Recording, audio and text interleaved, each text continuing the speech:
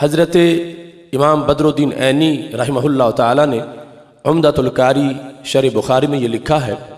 کہ جس وقت سید عالم نور مجسم شفیع معظم صلی اللہ علیہ وسلم ہجرت کر کے مدینہ شریف پہنچے، مدینہ شریف میں ہر ایک شخص آپ کی میزبانی کے لیے تڑپ رہا تھا اور ہر ایک چاہتا تھا کہ محبوب میرے گھر میں تشریف فرما ہوں۔ فیصلہ یہ ہوا کہ اونٹنی جس گھر کے سامنے بیٹھ جائے گی رسول اللہ صلی اللہ علیہ وسلم اسی کے مہمان قرار پائیں گے۔ تو اونٹنی حضرت ابو ایوب انصاری رضی اللہ تعالی عنہ کے گھر کے سامنے بیٹھ گئی۔ ایک شخص جن کا نام جبار تھا، انہوں نے اپنی محبت کا اظہار کرتے ہوئے اونٹنی کو پاؤں کی ٹھوکر سے اٹھانا چاہا تو حضرت ابو ایوب انصاری رضی اللہ تعالیٰ عنہ بول پڑے، لولا الاسلام لضربتک بالسیف، اگر درمیان میں اسلام رکاوٹ نہ بنتا تو تمہاری اس حرکت پر میں تمہارا سر تن سے جدا کر دیتا۔ عن منزلی تنخسہا، کیا تم میرے گھر کے سامنے اس اونٹنی کو اٹھانا چاہتے ہو اور اپنی طرف لے جانا چاہتے ہو؟ اس پر بحث کرتے ہوئے کہ اونٹنی وہاں کیوں بیٹھی، اور بھی بڑے مکانات تھے۔ امام بدرالدین عینی رحمۃ اللہ علیہ نے شرف المصطفیٰ صلی اللہ علیہ وسلم کے حوالے سے اس طویل داستان کو لکھا جو نبی اکرم صلی اللہ علیہ وسلم کی آمد سے کئی صدیاں پہلے کی محفل میلاد کی داستان ہے۔ وہ لکھتے ہیں کہ جس وقت طب اول جو یمن کے حکمران تھے، وہ رسول اللہ صلی اللہ علیہ وسلم کی ولادت سے 1000 سال پہلے مکہ شریف آئے اور مکہ شریف سے انہوں نے یثرب کا سفر کیا۔ جب یثرب میں پہنچے، وہاں اس وقت کوئی آبادی کا نام و نشان نہیں تھا اور بیماریوں کی وجہ سے اس علاقے کو یثرب کہا جاتا تھا۔ طب اول کے ساتھ تقریباً 400 جید علماء کرام تھے جو اس وقت کے آسمانی علوم کے ماہر تھے، جو نابغہ روزگار بھی تھے اور نہایت پارسا انسان تھے، چونکہ وہ 400 کے 400 شادی کے بغیر اپنی زندگیاں بسر کر رہے تھے۔ تو طب اول کو انہوں نے ایک میٹنگ کے بعد یہ کہا کہ آج تک آپ جہاں گئے ہم نے تمہارا ساتھ دیا، مگر اب ہم آپ کے ساتھ دینے سے، ساتھ جانے سے ہم معذرت خواہ ہیں، ہم اسی جگہ پہ رہنا چاہتے ہیں جہاں ہم پہنچ گئے ہیں۔ سألہم عن سر ذالک، تو طبہ نے پوچھا اس کا سبب کیا ہے؟ میری حکومت، میری جاگیریں، میرے خزانے یمن میں سب کچھ ہے اور آپ اس ویرانے میں کیوں رہنا چاہتے ہو؟ تو انہوں نے کہا ناجد فی کتبنا نبیا اسمہ محمد صلی اللہ علیہ وسلم حاضی دار مہاجرہ، ہم نے اپنی کتابوں میں ایک نبی صلی اللہ علیہ وسلم کا نام پایا ہے، ان کا اسم شریف محمد صلی اللہ علیہ وسلم ہے، ان کے بارے میں ہماری کتابوں میں لکھا ہے کہ وہ ہجرت کر کے اس جگہ آئیں گے۔ ہم نے اس جگہ کی ساری علامتیں دیکھ لی ہیں، تو اگرچہ ان کی ابھی جلوہ گری نہیں ہوئی مگر ہو جائے گی، ہم اس انتظار میں ہیں، ان کا میلاد ہوگا، ولادت ہوگی، دنیا میں تشریف لائیں گے تو پھر ہجرت کر کے یہاں بھی پہنچیں گے۔ تو اگرچہ بات بڑی لمبی ہے مگر انتظار میں بیٹھنے کی لذت بڑی ہے، ہم آج سے ہی ان کی آمد کا انتظار کرتے ہیں اور ہم اس جگہ موجود رہیں گے، لعل ان نلقاہ، شاید کہ ہماری ان سے ملاقات ہو جائے، ان سے ملاقات کے لیے ہم ترس رہے ہیں، تڑپ رہے ہیں، ہم نے کتابوں میں ان کے بارے میں پڑھا ہے۔ اب دیکھو ابھی رسول اللہ صلی اللہ علیہ وسلم کی ولادت نہیں ہوئی، 1000 سال پہلے 400 فضلاء بیٹھ کے محبوب کی آمد کا ذکر کر رہے ہیں۔ یہ محفل میلاد نہیں تو اور کیا ہے، یہ سید عالم نور مجسم شفیع معظم صلی اللہ علیہ وسلم کا ذکر پاک اتنے بڑے اجتماع میں اور اس انداز کے ساتھ کہ ہم ان کا دیدار چاہتے ہیں، ہم ان کے انتظار میں رہیں۔ طب اول نے یہ سنا، ایک تم ہی تو نہیں ہو محبت میں خستہ حال، اس راستے میں اور بھی آشفتہ سر ملے، میں یمن میں جا کے اپنی بادشاہت کو کیا کروں گا، میں اس سلطنت کو کیا کروں گا، ان جاگیروں کو کیا کروں گا، اگر تم یہاں ان کے انتظار میں ہو تو میں بھی یہاں ان کے انتظار میں رہتا ہوں۔ تو طب اول نے نبی اکرم نور مجسم شفیع معظم صلی اللہ علیہ وسلم کے انتظار میں وہاں رہنے کا ارادہ کر لیا۔ اب اس کے بعد وہاں انتظامات شروع کر دیے، بنا لکل واحد دارا، طب اول نے اپنے خزانے منگوا لیے اور کہا یہ جو 400 فضلاء ہیں جو حکیم ہیں اور فراست اور تدبر سے لبریز جن کی زبانیں ہیں، ان کے لیے یہاں گھر بنایا جائے۔ تو ہر ایک شخص کے لیے، ہر ایک عالم کے لیے طبہ نے مدینہ شریف جہاں آج ہے اس جگہ پر ایک ایک گھر تعمیر کیا، اور یہ سارا بندوبست محفل میلاد کے لیے ہو رہا تھا۔ آج کوئی تھوڑا سا بندوبست کرے، لوگ بدعت اور شرک کے فتوے لگانا شروع کر دیتے ہیں۔ وہاں جب گھر بن رہے تھے، مزدور لگے ہوئے تھے، مستری اینٹیں لگا رہے تھے، تو تصور کیا تھا؟ تصور یہ تھا کہ محبوب علیہ السلام کی دنیا میں جلوہ گری ہوگی، وہ پھر یہاں تشریف لائیں گے۔ تو طبہ نے صرف گھر ہی نہیں بنائے بلکہ گھر والیوں کا بھی اہتمام کیا۔ اس نے 400 خواتین اپنے پیسوں سے خریدیں اور ان لونڈیوں کو آزاد کر کے ہر عالم کے ساتھ ایک کی شادی کر دی۔ اس کے دل میں یہ تھا کہ یہاں آبادی ہونی چاہیے تاکہ جب وہ محبوب تشریف لائیں تو طلع البدر علینا پڑھنے والے بھی موجود ہوں، ان کا استقبال ہو رہا ہو، ان کے لیے یہاں رونق موجود ہو، تاکہ جب وہ تشریف لائیں تو قصیدے گونج رہے ہوں۔ تو طبہ نے یہ کہا ہو سکتا ہے یہ جو آج محبت میں تڑپ رہے ہیں ان کی زندگیاں وفا نہ کریں، یہ دنیا سے چلے جائیں، اگر ان کی نسل نہ ہوگی تو محبوب آئیں گے۔ اس واسطے ان لوگوں نے اگر شادیاں کی ہیں تو میلاد رسول اللہ علیہ السلام کے انتظار میں کی ہیں، اگر شادیاں کی ہیں تو استقبال محبوب علیہ السلام کے لیے کی ہیں کہ ہم نہ ہوئے ہماری نسلیں تو ہوں گی، ہمارے بیٹے پوتے پڑپوتے آگے جا کر کوئی تو موجود ہوگا جو اس وقت سواری کی نکیل پکڑے گا، جو محبوب کو اپنے گھر میں لے جائے گا۔ اس بنیاد پر آج تھوڑے سے اہتمام پر لوگوں کو پل جاتی ہے کہ اتنا کیوں اہتمام کیا جا رہا ہے۔ میرے نبی علیہ السلام کی ولادت تو ولادت رہی، ہجرت کے استقبال کے لیے اتنی تیاریاں ہو رہی تھیں۔ 400 فضلاء جو ہیں ان کی شادیاں ہوئیں، آگے ان کی نسل شروع ہو گئی۔ اور طبہ نے صرف یہی نہیں کیا، کاتبہ کتاباً، اس نے ایک خط لکھا اپنی طرف سے، ہو سکتا ہے میں فوت ہو جاؤں تو میرا خط میری گواہی دے۔ اس خط کے اندر جو اشعار تھے ان میں سے ایک شعر امام عینی نے اپنی کتاب عمدۃ القاری شرح بخاری میں لکھا ہے۔ وہ شعر کتنا خوبصورت ہے، شہدت علی احمد انہ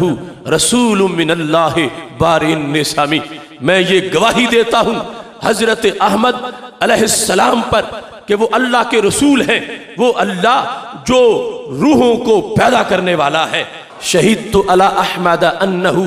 رسول من اللہ بارئ النسام، انہیں خود اپنی نبوت کا کیوں نہ پتا ہو، جن کے پہلے 1000 سال تڑپنے والے غلاموں کو بھی ان کی نبوت کا پتا ہے، اور ساتھ یہ گواہی دے رہے ہیں کہ میں گواہی دیتا ہوں تاکہ جب قیامت کے دن لوگ اشہدو کہہ کے ان کی رسالت بیان کریں، اگرچہ میں نے زمانہ نہیں پایا ہوگا مگر میرا خط گواہی دے گا کہ میں پہلے ہی ان کے دیوانوں میں اپنا نام لکھوا چکا ہوں۔ انہوں نے طبہ نے خط لکھا، اور خط لکھنے کے بعد ان 400 علماء میں سے جو سب سے بڑے عالم تھے، جو ان کے رئیس تھے، جو ان کے سردار تھے، وہ خط ان کو دے دیا۔ اور خط دینے کے بعد صرف یہی نہیں کیا، خط پہ مور بھی لگائی۔ اور محبت کے اپنے اپنے انداز ہوتے ہیں، مور لگانے کا رواج تو اس وقت تھا، مگر یہ مور منفرد قسم کی تھی۔ وَخَتَمَهُ بِالذَّهَبِ، سونا پگھلا کے سونے سے مہر لگائی سونے کے نام خط پر، تاکہ لوگوں کو پتا چلے کہ ان کی یاد میں جو خرچ کرتا ہے اس کو اسراف نہیں کہا جائے گا، اس کو فضول خرچی نہیں کہا جائے گا۔ مہر تو سیاہی سے بھی لگائی جا سکتی ہے، مگر سونے کی مہر لگا کر میلاد منانے والوں کے نام حضرت طبہ نے اور پیغام بھیج دیا کہ جب ولادت ہو جائے گی اس وقت ماننے والے اگرچہ بڑی محبت کا اظہار کریں گے، مگر ولادت سے پہلے والوں کو بھی مت بھولنا۔ انہوں نے بھی خط لکھے ہیں محبوب کے نام اور سونے کی مہریں لگا کر اپنی محبتوں کا اظہار کیا ہے کہ یہ وہ محبوب ہیں جن کی طرف خط عام محبوبوں جیسے نہیں لکھے جاتے، سونے کی مہریں لگا کے جن کے نام خط بھیجے جاتے ہیں۔ حضرت طبہ رضی اللہ تعالی عنہ نے وہاں ایک کوٹھی تعمیر کی، وَبَنَا لَهُ دَارًا، کہ جب میرے محبوب علیہ السلام ہجرت کر کے آئیں تو مکان پہلے موجود ہونا چاہیے۔ اور یہ دوسری احادیث میں ذکر ہے کہ وہ مکان 2 منزلہ تھا، حالانکہ اس وقت عرب کے رواج میں ابھی ولادت سے 1000 سال پہلے بمشکل کسی کو کوئی کٹیا نصیب ہوتی تھی یا ایک منزلہ مکان ہوتا تھا، لیکن اس بادشاہ نے جو ہمارے نبی علیہ السلام کے لیے مکان تیار کیا وہ 2 منزلہ مکان تھا، اور وہ مکان آگے پشت در پشت منتقل ہوتا چلا گیا، اور جب نبی علیہ السلام ہجرت کر کے